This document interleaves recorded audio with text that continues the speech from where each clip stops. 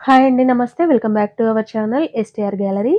ఈరోజు వీడియోలో crispy prawns recipe చూపించబోతున్నానండి. చాలా చాలా ఈజీగా అండ్ టేస్టీగా ప్రిపేర్ చేసుకోవచ్చు. ఇది స్టార్టర్ రెసిపీ అండి. మామూలుగా మనం ఇంట్లో పిల్లలకి స్నాక్స్ లాగా ఇవ్వచ్చు, లేదా పక్కన రసం పెట్టుకొని రైస్లోకి కూడా తినచ్చండి. చాలా బాగుంటుంది. క్రిస్పీగా, టేస్టీగా, చాలా చాలా రుచిగా ఉంటుంది. ఇప్పుడు 300 గ్రాముల రొయ్యల్ని తీసుకొని ఇలా శుభ్రంగా కడిగినాక అందులో ఒక హాఫ్ వరకు లెమన్ ఇలా స్క్వీజ్ చేసుకోవాలి. తర్వాత ఇందులోనే హాఫ్ టీ స్పూన్ పసుపు వేసుకోవాలి. ఇప్పుడు ఇందులో ఒక టీ స్పూన్ వరకు అల్లం వెల్లుల్లి పేస్ట్, అలాగే ఒక 2 టీ స్పూన్ల వరకు కారం వేసుకోవాలి. తర్వాత ఒక టీ స్పూన్ వరకు ఉప్పు వేస్తున్నానండి.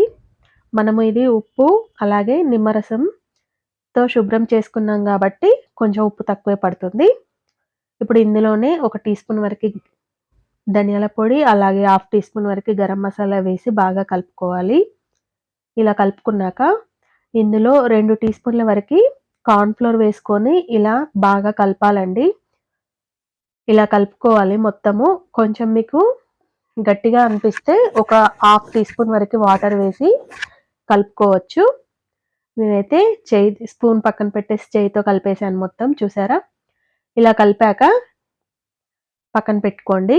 ఇప్పుడు 2 గుడ్లని, కోడిగుడ్లు తీసుకొని ఇలా ఒక బౌల్లో వేసుకోవాలి. ఇలా వేసుకొని విస్క్ చేసుకోవాలండి. ఇలా విస్క్ చేసుకొని మనము అవి డిప్ చేస్తామండి ఇందులో, అందుకని ఇలా విస్క్ చేసి పెట్టుకోవాలి. తర్వాత బ్రెడ్ క్రమ్స్ అండి.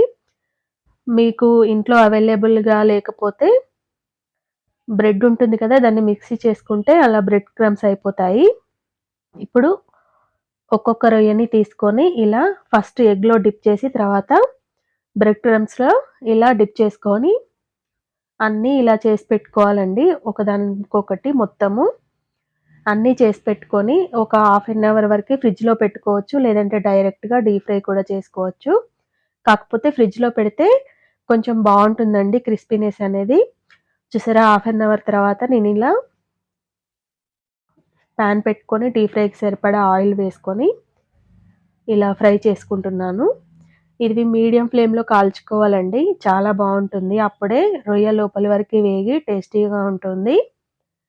ఇది చాలా చాలా టేస్టీగా ఉంటుంది. పిల్లలైతే అసలు ఒక్కటి కూడా మిగిల్చకుండా ప్లేట్ అయితే ఖాళీ చేసేస్తారు.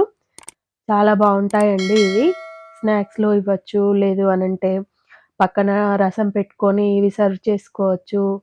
చాలా బాగుంటుందండి. మీరు ఒకసారి ఖచ్చితంగా ట్రై చేయండి.